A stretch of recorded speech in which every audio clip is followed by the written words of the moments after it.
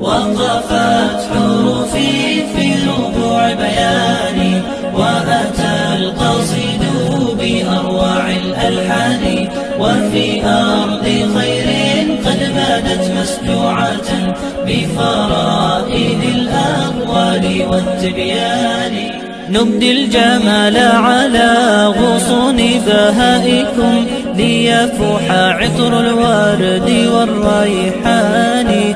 أمجاد قد أبدت جمالا خافقا، صنعت قلائد من جمال هاني. ومجدات بنت القصير قد سارت بالنور في الأنحاء والأركان، ولأجل أشواق الحروف تأنقت تحكي بها الفعل بالإيمان.